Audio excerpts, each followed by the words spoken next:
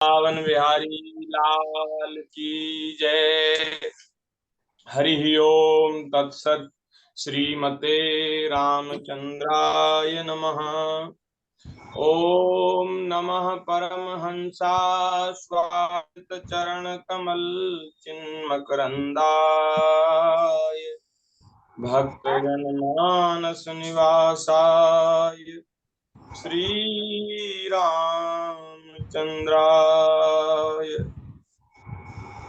कृष्णाय वासुदेवाय हरे परमात्मने प्रणतक्लेशनाशाय गोविंदाय नमो नमः। नारायणं नमस्कृत्य नरं चैव नरोत्तमं देवीं सरस्वतीं व्यासं ततो जयमुदीरयेत्।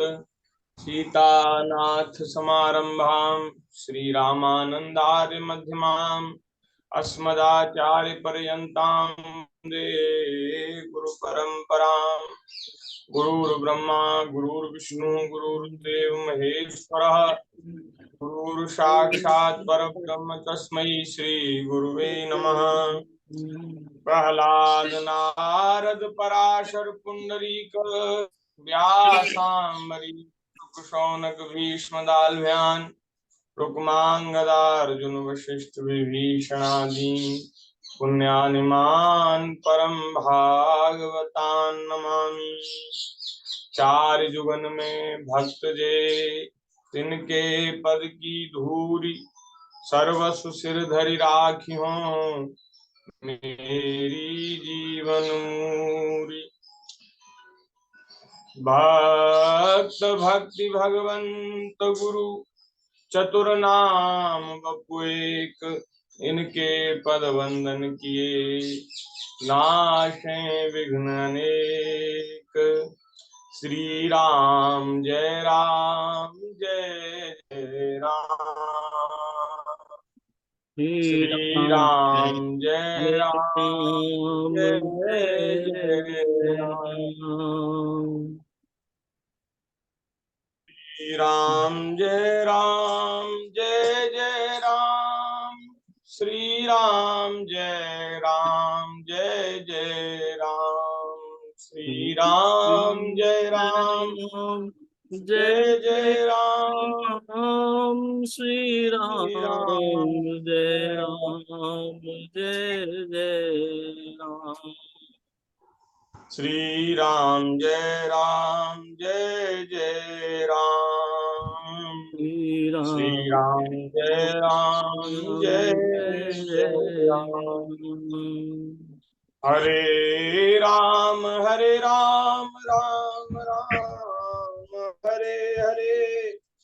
हरे कृष्ण कृष्ण कृष्ण हरे हरे।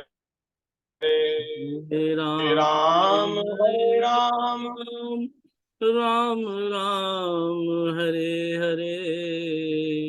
हरे कृष्ण कृष्ण कृष्ण कृष्ण हरे हरे। सीताराम सीताराम सीताराम जय सीताराम। राधे श्याम राधे श्याम राधे श्याम जय राधे श्याम। सीताराम सीताराम सीताराम सीताराम। राधे श्याम राधे श्याम राधे श्याम जय राधे श्याम राम जय जय राम। श्री राम जय जय राम। श्री राम जय जय राम। श्री राम जय जय राम। बोलिए श्री सीतारामचंद्र भगवान की जय। वृंदावन बिहारी लाल की जय। श्री बांके बिहारी लाल की जय। राधा वल्लभ लाल की जय। वृंदावन धाम की जय। जय श्री अम्मा महारानी की जय। जय श्री गिरिराज महाराज की जय। जय 84 कोस ब्रजमंडल धाम की जय। जय श्री भागवत महापुराण की जय। जय श्री सुखदेव जी महाराज की जय। जय भगवान वेदव्यास जी महाराज की जय। जय श्री गुरुदेव भगवान की जय। सब संतन की जय। सब हरि भक्तन की जय। जय जय श्री राधे। राधे श्याम। नारायण नारायण नारायण। हरि शरणम। हम सब लोग बड़े भाग्यशाली हैं जो श्रीमद् भागवत जी की मंगलमयी कथा हमें नित्य सुनने को मिल रही है। ऐसा दुर्लभ लाभ श्री ठाकुर जी की कृपा से, करुणा से हम सबको प्राप्त हो रहा है कि हम नित्य ही अपने अपने घरों में बैठ करके श्रीमद् भागवत जी का श्रवण कर रहे हैं। मंगलमयी कथा भागवत जी की श्रवण कर रहे हैं और महाराज बड़ा आनंद है, बड़ा सुख है। जैसा विस्तार से हम चर्चा कर रहे हैं और उसका सुख ले रहे हैं, ऐसी विस्तार से चर्चा प्राय होती नहीं। जो सप्ताह कथाएं होती हैं उनमें तो बहुत भाग दौड़ की कथा रहती है। कहीं से कहीं पहुंच गए, कहीं से कहीं पहुंच गए, थोड़ा बहुत कुछ कह दिया, थोड़ा कुछ कह दिया, ऐसी कथा होती है। लेकिन यहाँ हमको बड़ा लाभ हो रहा है। इस तरह से हमारा तो महाराज बड़ा सुंदर, हमें तो बड़ा अभ्यास करने का अवसर मिल रहा है। एक तरह से रिवीजन कहते हैं ना, रिवीजन, हमारा रिवीजन हो रहा है और भागवत जी का रस हम सबको इस तरह से प्राप्त हो रहा। भगवान की मंगलमयी कथाएं, एक से एक अद्भुत सुंदर कथा। इसमें भागवत जी के चतुर्थ स्कंद में हम पृथु जी महाराज का चरित्र श्रवण कर रहे हैं।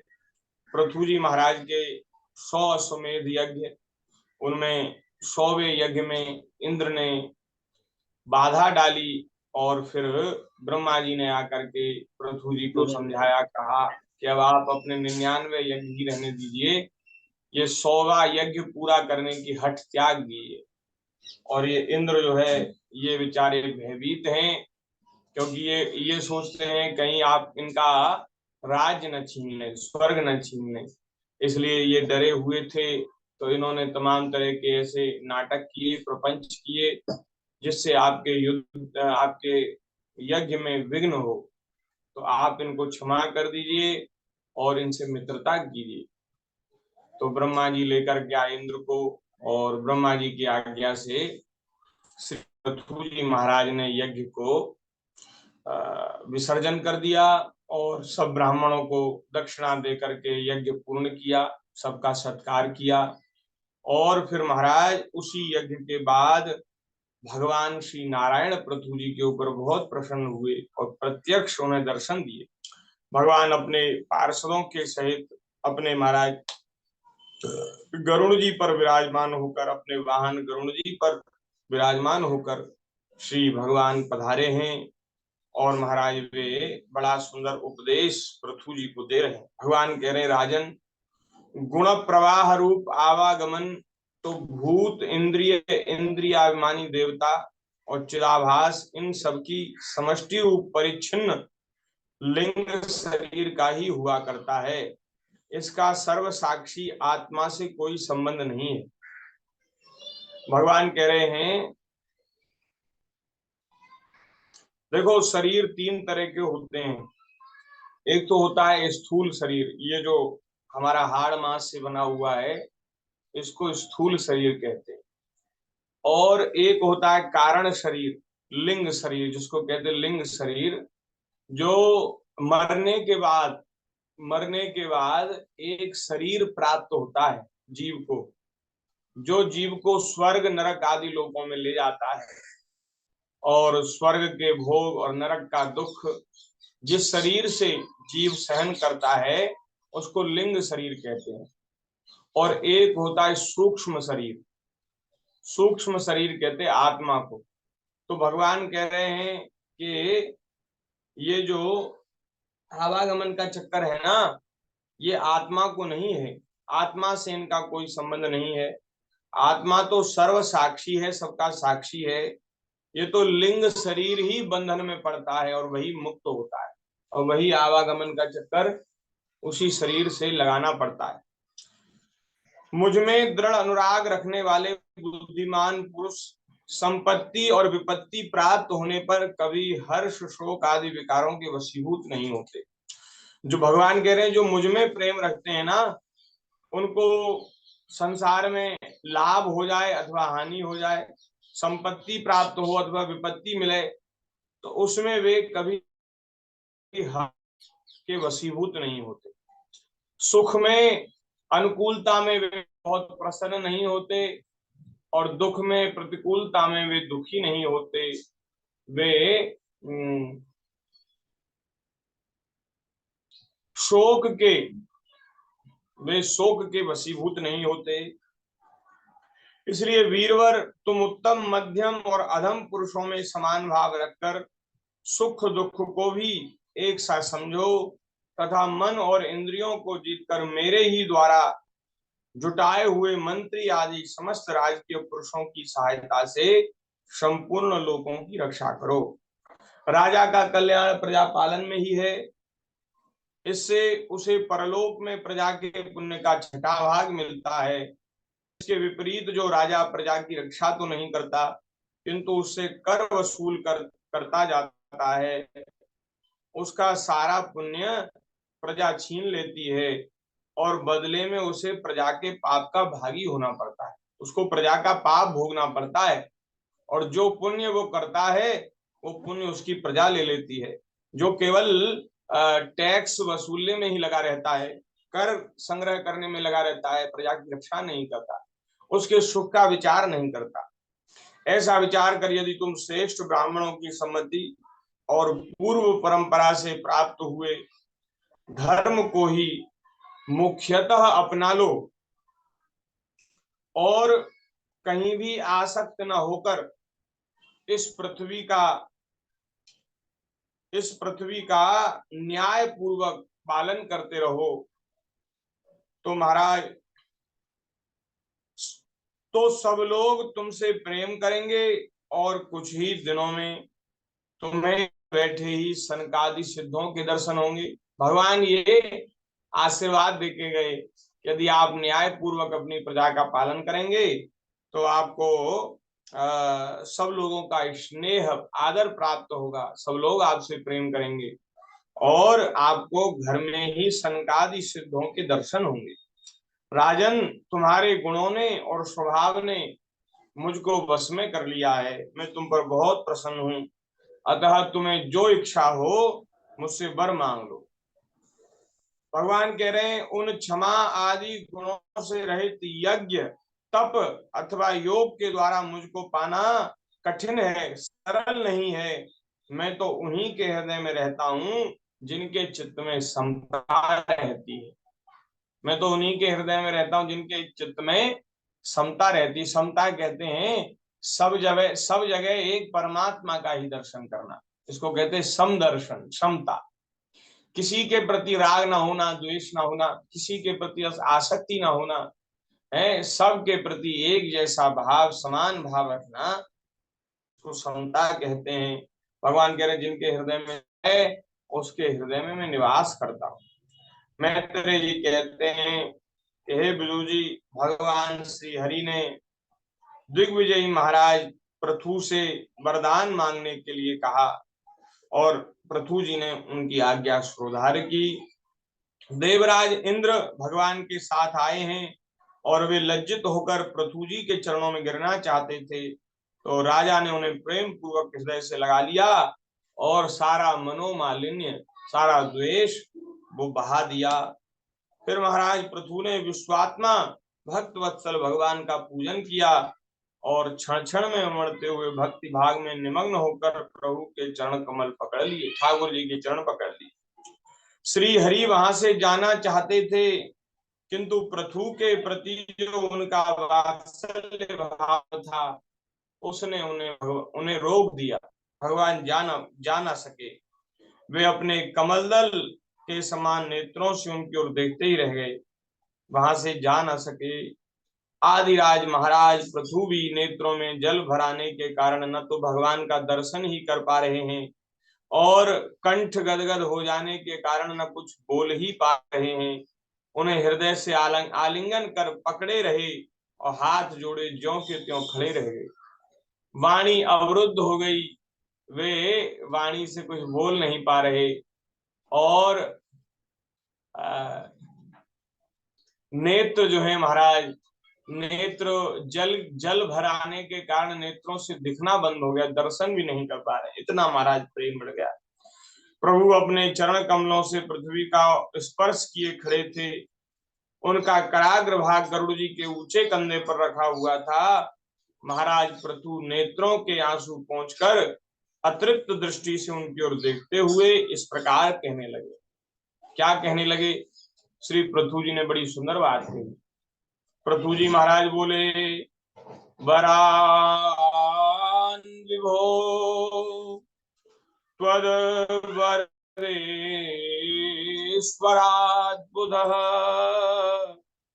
कथं वृणीते गुण विक्रियात्मनाम् ये नारकाणामपि सन्ति देहिनाम् तानीश कैवल्यपते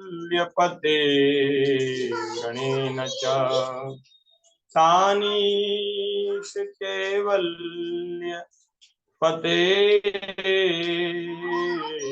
गणेन च। महाराज पृथु जी बोले, हे मोक्षपति प्रभु, आप मोक्ष देने वाले हैं, आप मोक्ष के स्वामी हैं, मोक्षपति हैं। आप जितने भी वर देने वाले समर्थ देवता हैं, स्वामी हैं, उन सब में आप सबसे श्रेष्ठ हैं। आप ब्रह्मा जी शंकर जी से भी श्रेष्ठ हैं वर देने में। मतलब जो वरदान आप दे सकते हैं वो वरदान कोई नहीं दे सकता। और महाराज औरों की तो क्या कहें, ब्रह्मा जी शंकर जी भी जिनकी कृपा कटाक्ष चाहते हैं भगवान ब्रह्मा जी को भी वरदान देते हैं, शंकर जी को भी वरदान देते हैं। ऐसे प्रभु आप वर देने में समर्थ हैं, सबको, सभी देवताओं को वर देते हैं। तो जब देवताओं को, बड़े बड़े देवताओं को आप वरदान दे देते हैं तो मुझे क्यों ना देंगे, मुझे भी देंगे। इसलिए महाराज आपने सच कहा कि वरदान मांगो, तो मैं कुछ मांगना चाहता हूँ। बोले क्या मांगना चाहते हो? तो पृथु जी कह रहे हैं, महाराज कोई भी बुद्धिमान पुरुष आपसे देहाभिमानियों के भोगने योग्य विषयों को कैसे मांग सकता है? वे तो नारकीय जीवों को भी मिल जाते हैं।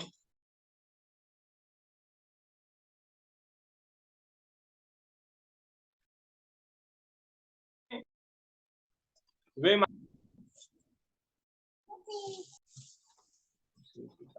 श्री सीताराम, श्री राधे जी। श्री पृथु जी महाराज कह रहे हैं,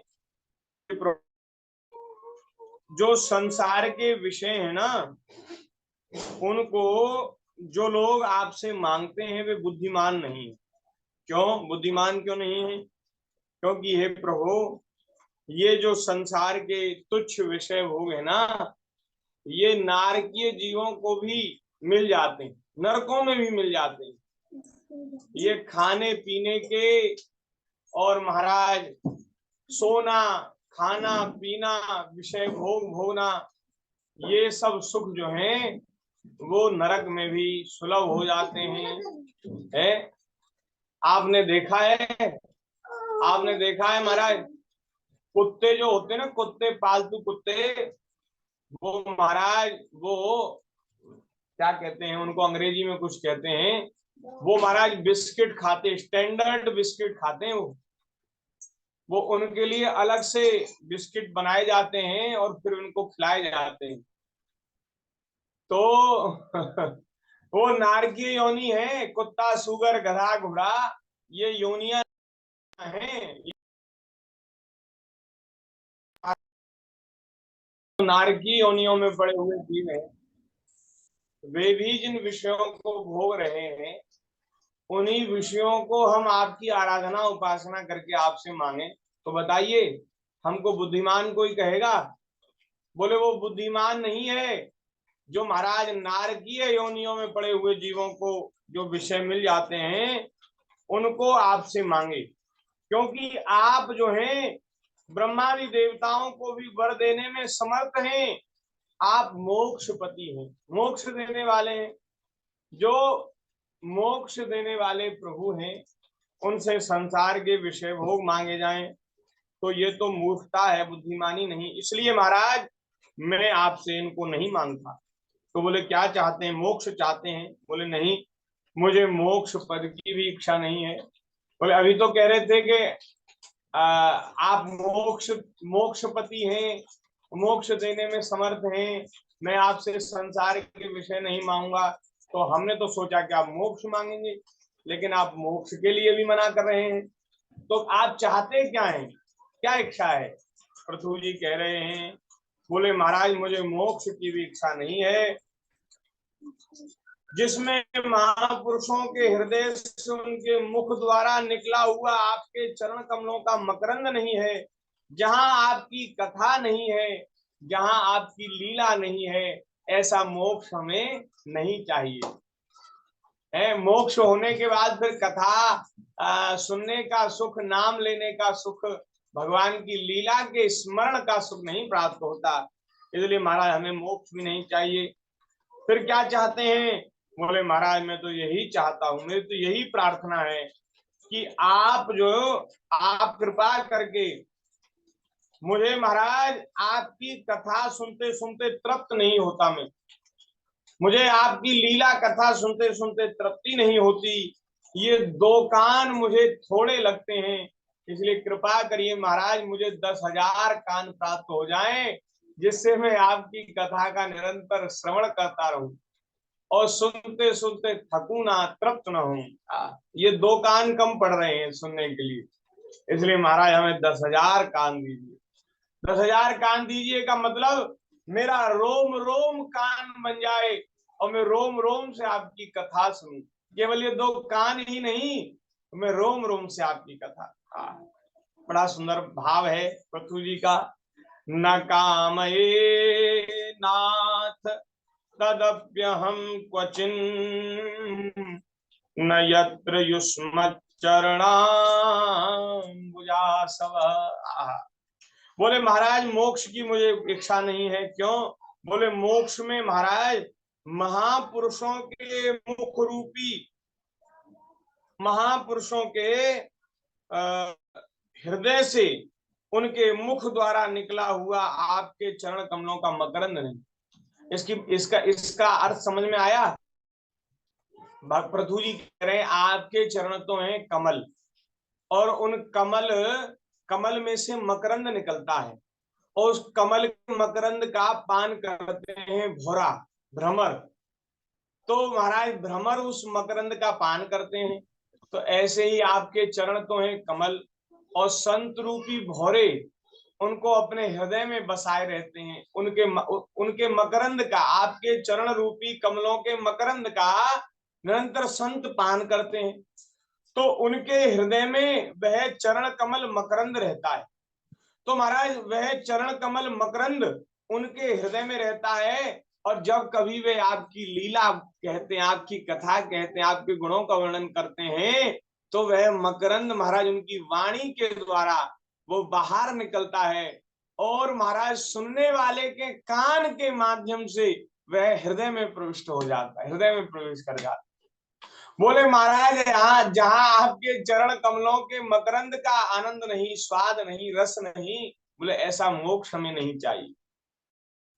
ये निरंतर अपने मुखारविंद से आपके चरणों की सुगंध लेकर और चरणों का मकरंद लेकर उनकी वैखरी, उनकी वाणी उनके से मुख से प्रकट होती है, तो उससे महाराज जितना सुख मिलता है, जितना आनंद मिलता है, वो मोक्ष में नहीं है। रामचरितमानस जी में कहा ना कि संतों के संग का जो सुख है उसको महाराज स्वर्ग के सुख से, मोक्ष के सुख से भी नहीं तोला जा सकता। जो एक क्षण सत्संग के सुख में, सत्संग में जो एक क्षण में सुख मिल जाता है वो सुख स्वर्ग में भी नहीं, मोक्ष में भी नहीं। तात स्वर्ग अपवर्ग सुख धरिय तुला एक अंग, तुलनता ही सकल मिली जो सुख लव सत्संग, जो सुख लव सत्संग। इसलिए महाराज न कामये नाथ तदप्यहं क्वचिन, न यत्र युष्मच्चरणाम्बुजासवः,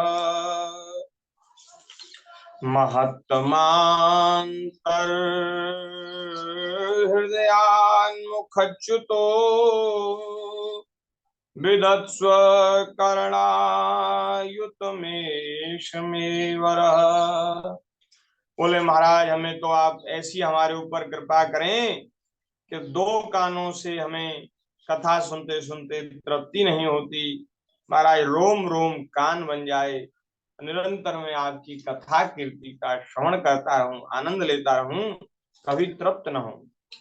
बोले महाराज ऐसा आप क्यों मांग रहे हैं? ऐसा आपको क्या रस मिल गया? कथा में, कीर्ति में ऐसा क्या रस मिल गया? पृथु जी कह रहे हैं। बोले हे पुण्य कीर्ति प्रभु, पुण्य कीर्ति, पुण्य कीर्ति कहते हैं जिनकी कीर्ति पवित्र है, ऐसे भगवान पवित्र कीर्ति, पुण्य कीर्ति। हे प्रभु आपके चरण कमल मकरंद रूपी अमृत कणों को लेकर महापुरुषों के मुख से जो वायु निकलती है, महापुरुषों के मुख से जो वायु निकलती है उसी में इतनी शक्ति है कि वह तत्व को भूले हुए हम कुयोगियों को पुनः तत्व ज्ञान करा देती है। अतएव हमें दूसरे वरों की कोई आवश्यकता नहीं है।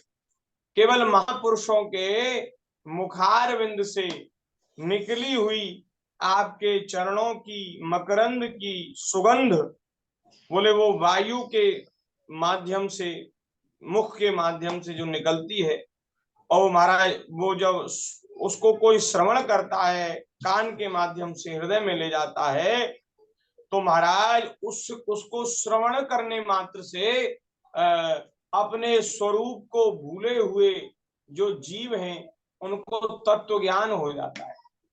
श्रवण मात्र से तत्व ज्ञान हो जाता है। महाराज हमें दूसरा कोई वर नहीं चाहिए। हे प्रभु आप उत्तम कीर्ति वाले हैं, आपकी कीर्ति सारे संसार को पवित्र करने वाली है। सत्संग में आपके मंगलमय सुयश को देववश एक बार भी सुन लेने पर कोई पशु बुद्धि पुरुष भले ही तृप्त हो जाए, गुणग्राही उसे छोड़ नहीं सकता। कोई गुणग्राही पुरुष होगा ना तो वो छोड़ नहीं सकता। सब प्रकार के पुरुषार्थों की सिद्धि के लिए स्वयं लक्ष्मी जी भी आपके सुयश को निरंतर सुनना चाहती हैं। अब महाराज लक्ष्मी जी के समान मैं भी अत्यंत उत्सुकता से आप सर्वगुण धाम पुरुषोत्तम की सेवा करना चाहता हूँ। जैसे लक्ष्मी जी आपके चरणों की सेवा करती है ना, महाराज मुझे भी आप अपने चरणों की सेवा में रख लीजिए। बोले महाराज आप कह तो ठीक रहे हैं, लेकिन लक्ष्मी जी पहले ही सेवा में इतनी तल्लीन रहती हैं कि वो महाराज सेवा छोड़ना नहीं चाहती, तो आप कैसे सेवा करेंगे? अब वो पहले से ही सेवा में है और वो कोई सेवा छोड़ना नहीं चाहती, तो आप कैसे सेवा करें? बोले महाराज बिल्कुल ठीक कह रहे हैं आप। लक्ष्मी जी जैसे आपकी सेवा करती मैं भी ऐसी आपकी सेवा करूं, लेकिन महाराज ऐसा हो सकता है कि एक ही पति की सेवा प्राप्त करने की होड़ में हम दोनों में लड़ाई हो जाए, कलह हो जाए, लक्ष्मी जी में और हम में कलह हो जाए, क्योंकि वे भी आपकी सेवा चाहती, मैं भी आपकी सेवा चाहता हूं। लेकिन हे जगदीश्वर, हे प्रभु, जगत जननी लक्ष्मी जी के हृदय में मेरे प्रति विरोध भाव होने की संभावना तो है ही, क्योंकि जिस आपके सेवा कार्य में उनका अनुराग है उसी के लिए मैं भी लालायित हूँ। वस्तु तो एक है और लेने वाले दो हैं, तो लड़ाई होगी, झगड़ा होगा। तो बोले महाराज झगड़ा होगा तो झगड़े में आप किसकी तरफदारी करेंगे? लक्ष्मी जी की तरफदारी करेंगे कि मेरी तरफदारी करेंगे? तो पृथु जी अपने आप ही कह रहे हैं, बोले महाराज मैं जानता हूं आप दीनों पे दया करते हैं। दो झगड़ा करने वाले दो जने हो ना, और उसमें एक तो हो कोई बड़ा चढ़ा, कोई कोई ऊंचे पद वाला, कोई श्रेष्ठ व्यक्ति, और एक हो दीनहीन, एकदम साधनहीन बेचारा। तो उस बेचारे पर भगवान कृपा करते हैं, क्योंकि भगवान का नाम है दीन बंधु। क्या नाम है? दीन बंधु। दीनों पर कृपा करते हैं भगवान। हाँ दीनानाथ। हाँ ठाकुर जी बड़े नहीं करते। जो धन के अभिमानी है, ऐसे धनी मानी लोगों पर भगवान दया नहीं करते। भगवान तो दीन बंधु हैं, दीनों पर कृपा करते हैं।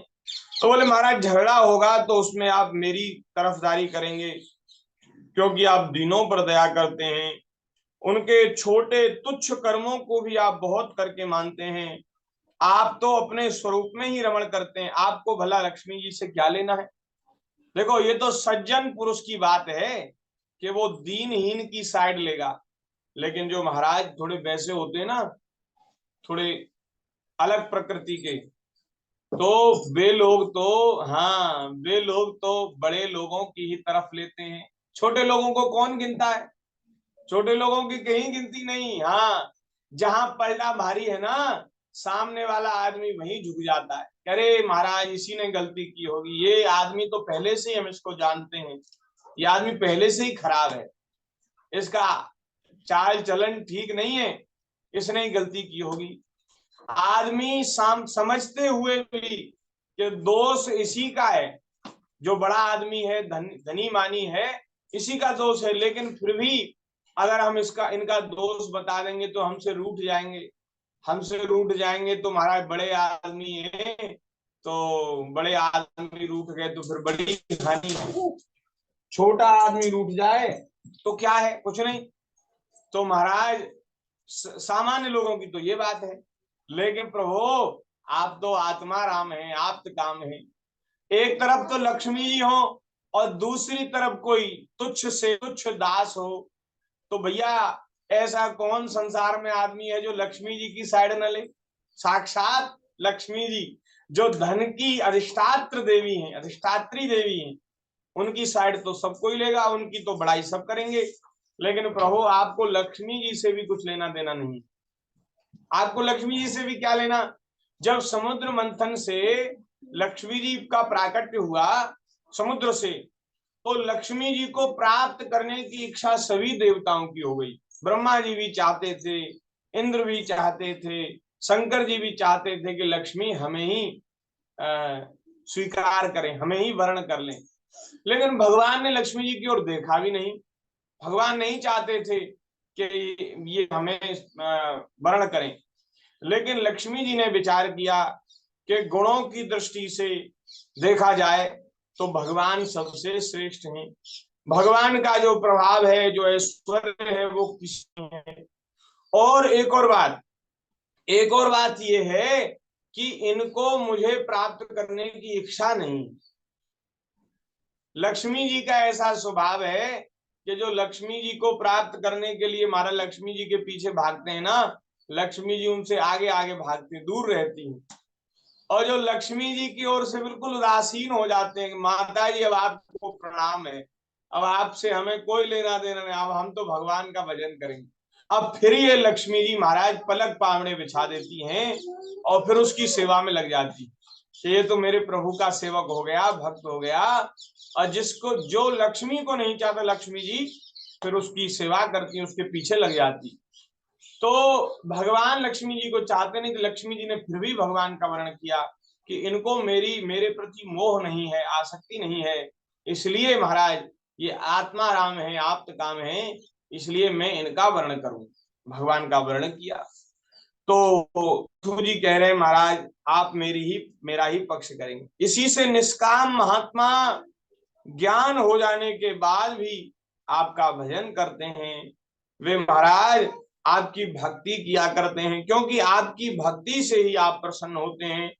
आप में माया के कार्य अहंकार आदि का सर्वथा अभाव है, अहंकार आदि नहीं है। भगवान, मुझे तो आपके चरण कमलों का निरंतर चिंतन करने के सिवा सत्पुरुषों का कोई और ही नहीं जान पड़ता। सत्पुरुष संत पुरुष क्या करें, आपके चरणों को छोड़कर और क्या करें, भजन कहाँ जाएं, किसका भजन करें। वे तो निरंतर आपके चरणों का भजन करते हैं। मैं भी बिना किसी इच्छा के आपका भजन करता हूँ। आपने जो मुझसे कहा है कि वर मांगो, तो आपकी इस वाणी को तो मैं संसार को मोह में डालने वाली ही मानता हूँ। यही क्या, आपकी वेद रूपा वाणी भी तो जगत को बांधने वाली ही है। आपकी जो वेद वाणी है, वेदों में जो आपने कहा है, वो भी तो संसार को कर्म में ही लगाने वाला है। तो महाराज, आप ये जो कहते हैं ना कि वरदान मांगो, तो ये मोह में डालने का काम है। लेकिन मैं आपकी बातों में नहीं, भगवान परीक्षा करते हैं, ऐसा कहकर भगवान परीक्षा करते हैं कि देखे तो सही इसके हृदय में है क्या, क्या चाहता है। लेकिन महाराज, मैं आपकी बातों में नहीं आऊंगा।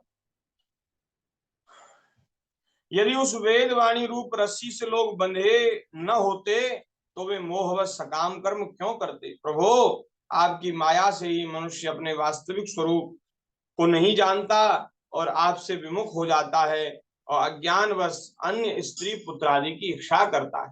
अज्ञान के कारण वो संसार की विषय भोग की वस्तुएं चाहता है, स्त्री पुत्र की इच्छा करता है। फिर भी जिस प्रकार पुत्र की प्रार्थना पिता स्वीकार करता है और महाराज अपने पुत्र का अपने आप ही कल्याण करता है, उसी प्रकार आप भी हमारी इच्छा की अपेक्षा न करके हमारे हित के लिए स्वयं ही प्रयत्न करें, ऐसा पृथु जी ने कहा है। और महाराज पृथु जी ने इस प्रकार स्थिति की। भगवान श्री हरि ने उनसे कहा, राजन, तुम्हारी मुझ में भक्ति हो, बड़े सौभाग्य की बात है महाराज।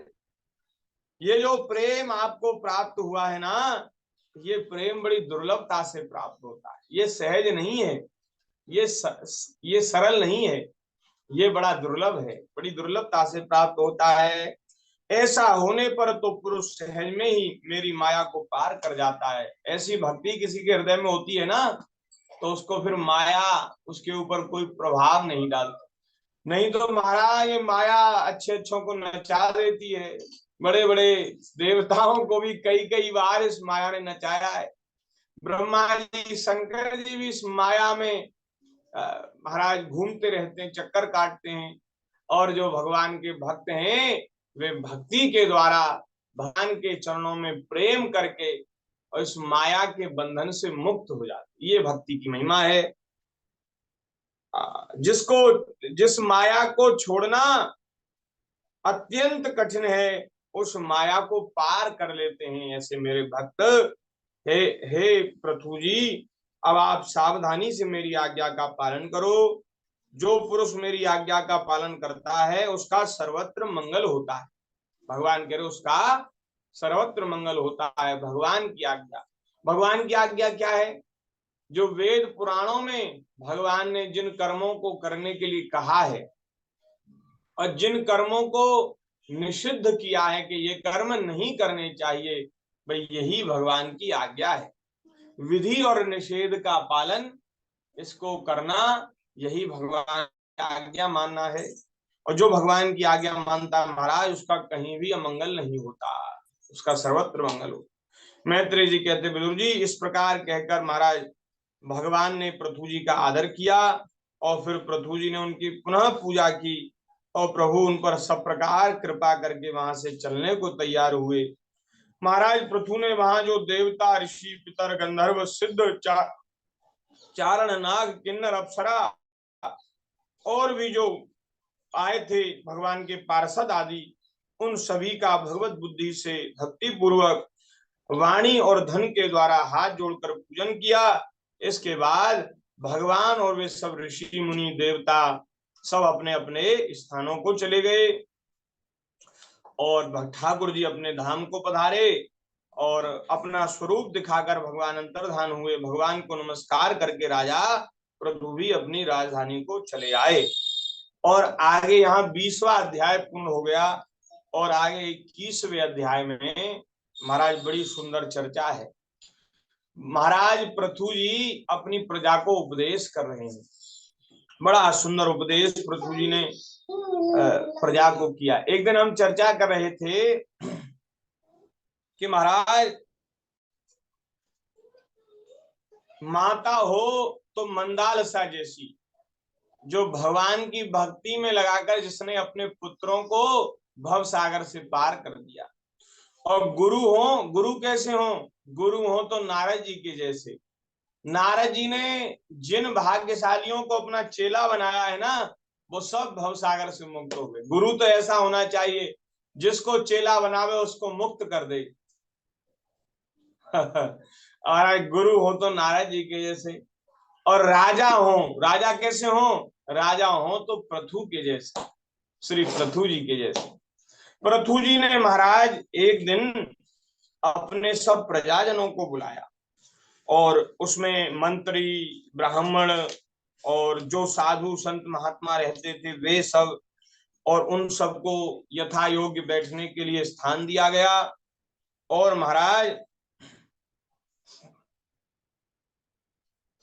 और सब महाराज जब बैठ गए तो पृथु जी ने ऊंचे मंच पर चढ़कर और सभी सभा में उपस्थित हुए सभी नगरवासियों को, सभी ब्राह्मणों को, सभी मंत्रियों को संबोधित करते हुए महाराज उन्होंने बड़ा सुंदर प्रवचन किया और इतना बढ़िया प्रवचन किया।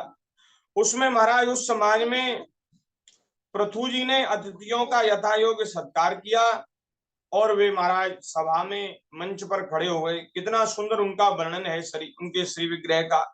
उनका शरीर ऊंचा है, भुजाएं भरी हुई और विशाल है, रंग गोरा है, नेत्र कमल के समान सुंदर हैं और अरुण वर्ण है, लाल लाल नेत्र हैं, नासिका सुगढ़ है, मुख मनोहर है, स्वरूप सौम्य है, कंधे ऊंचे हैं, सिंह के जैसे कंधे हैं और मुस्कान से युक्त दंत पंक्ति, दांत भी बड़े सुंदर हैं। महाराज बहुत से जो लोग होते हैं सुंदर, उनके दांत बड़े सुंदर होते, दांत ऐसे चमकते हैं महाराज मोती के जैसे। अब महाराज यहाँ सांसारिक सुंदरता, ये तो सब सुंदरता सब महाराज कहने की सुंदरता है, लेकिन ये जो दैवीय सौंदर्य है ना, दैवीय सौंदर्य जो किसी विशिष्ट भगवत विभूति से, भगवत विभूति के अंश से जो प्रकट होते हैं महापुरुष, उनका महाराज एक एक अंग अपने आप में अनुपम होता है। तो जब ठाकुर जी जब कृपा करके अवतार लेकर आते हैं तो भगवान का सौंदर्य, भगवान का श्री विग्रह, और पृथु जी भगवान के अवतार हैं, तो महाराज इनके दांत बड़े सुंदर हैं, मुस्कान से युक्त दंत पंक्ति बड़ी सुंदर है, एक जैसे दांत हैं, बड़े सुंदर दांत चमक रहे हैं। उनकी छाती चौड़ी, कमर का पिछला भाग स्थूल और उदर पीपल के पत्ते के समान सुडौल तथा बल पड़े हुए होने से और भी सुंदर जान पड़ता था। नाभि भंवर के समान गंभीर थी, शरीर तेजस्वी था, जंघाएं स्वर्ण के समान देदीप्यमान थी तथा पैरों के पंजे उभरे हुए थे। ये जो चिन्ह बताए जा रहे हैं ना, ये सब महापुरुषों के लक्षण हैं। महापुरुषों का शरीर ऐसा होता है, गठन होती शरीर, पैरों के पंजे उभरे हुए होने चाहिए, ऐसे नहीं सुकड़े हुए नहीं, उभरे हुए होने चाहिए। पूज्य गुरुदेव भगवान के चरण कमल उभरे हुए, हाँ उभरे हुए चरण।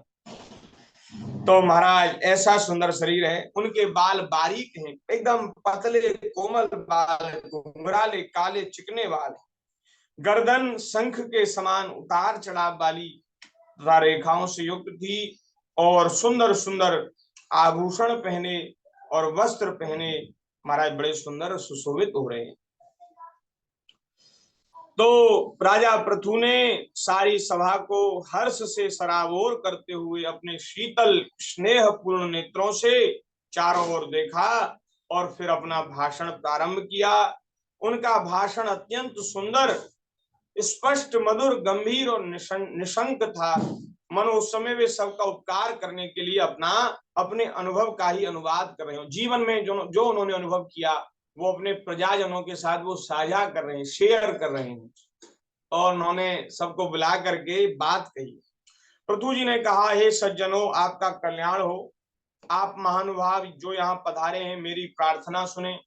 जिज्ञासु पुरुष को चाहिए कि संत समाज में अपने निश्चय का निवेदन करें, संतों के आगे अपने मन की बात रखे और उनसे पूछे कि महाराज ये मन में हमारे में ऐसा निश्चय हुआ है, आप कृपा करके बताएं ठीक है कि गलत है।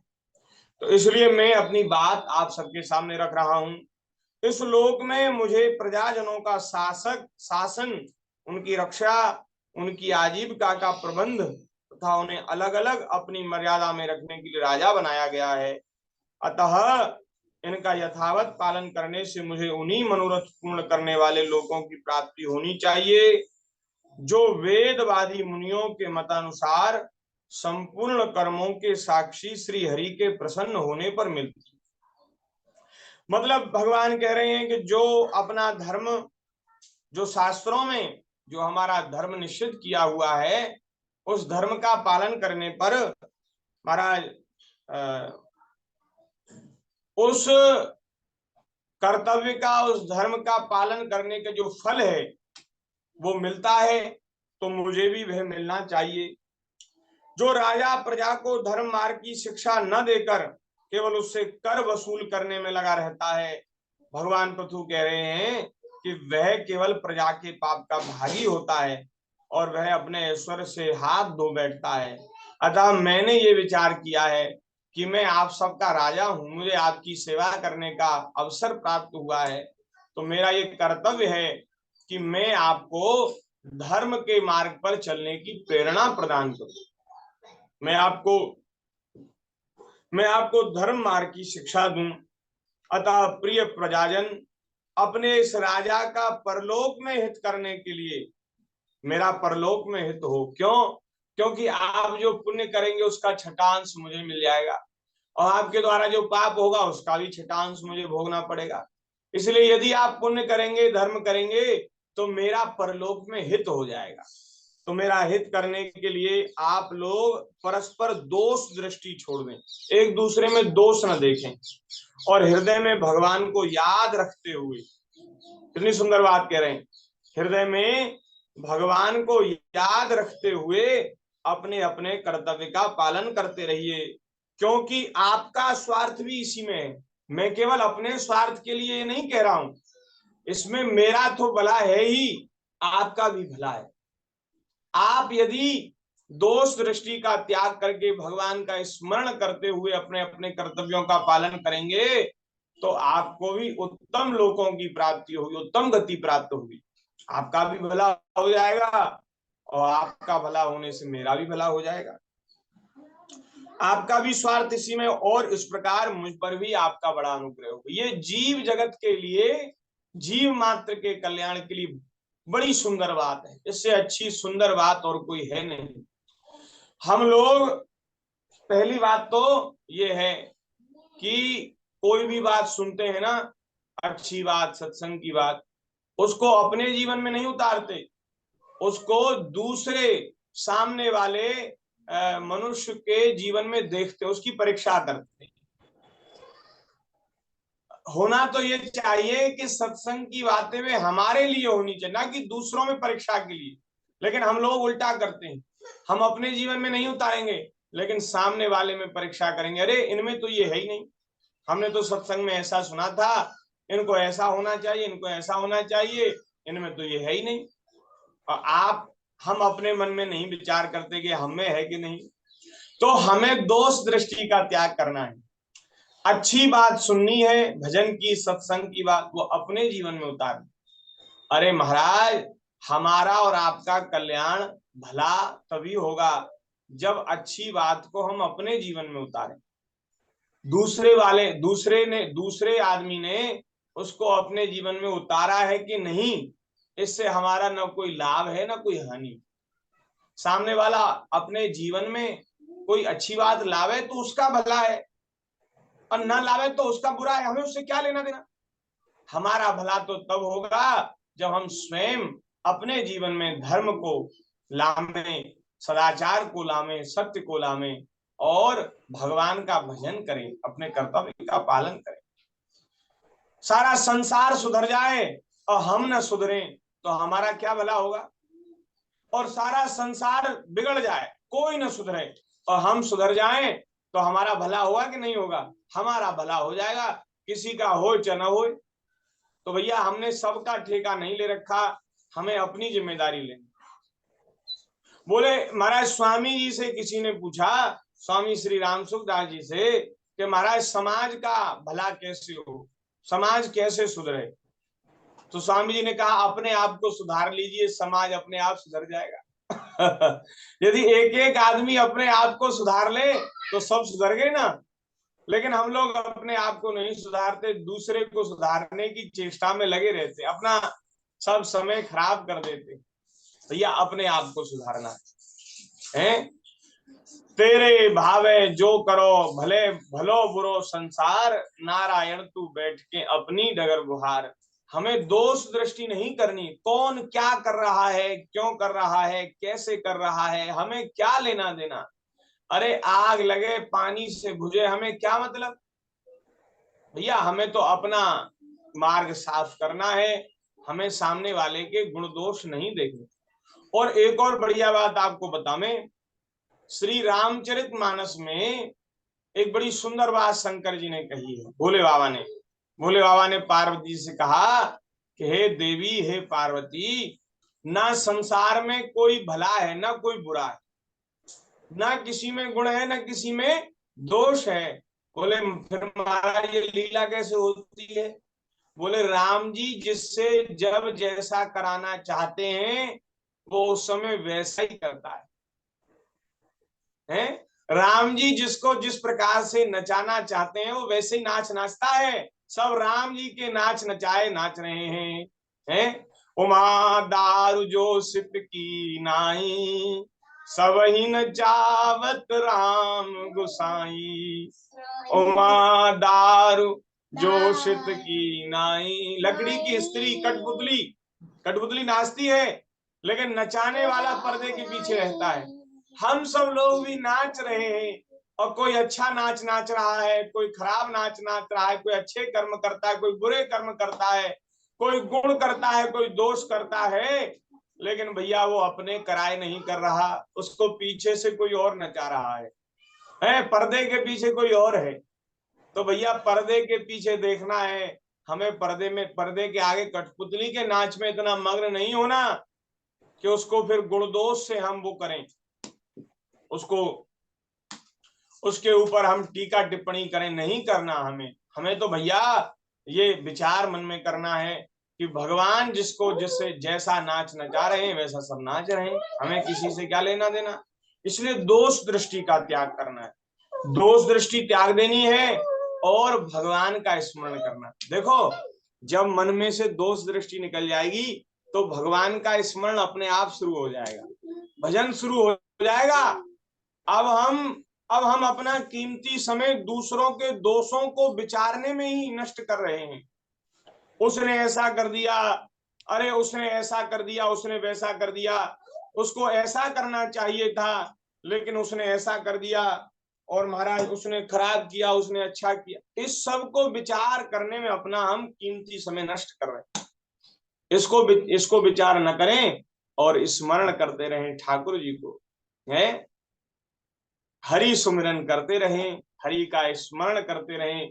और फिर तीसरा काम क्या करना है, बोले जो कर्तव्य हमें मिला है उसको भी साथ साथ करें।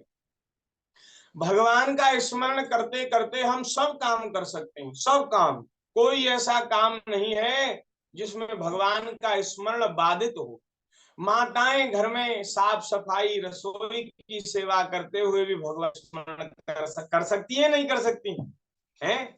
जो दुकानदार है वो दुकान करते भगवान का स्मरण कर सकता है, जो व्यापारी है वो व्यापार करते करते, हाँ ये जो डॉक्टर है ना ये डॉक्टर अपनी सेवा करते, मरीज को भगवान का स्वरूप मानकर अपनी सेवा करते हुए, अपने कर्तव्य का पालन करते हुए भगवान का स्मरण कर सकते हैं बिल्कुल।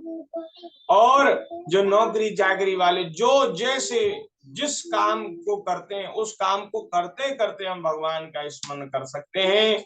और ठाकुर जी हमारे इतने दयालु हैं कि सुमिरन ते माने भलो, पूजा नहीं चाहते, बलि नहीं चाहते, पूजा नहीं चाहते, बलि नहीं चाहते, बोले सुमिरन ते माने भलो, स्मरण करने से वे भला मानते, रीझ जाते, प्रसन्न हो जाते हैं। ऐसे ठाकुर, ऐसो मेरो देवता कौशल राय राम, ऐसे हमारे देवता हैं।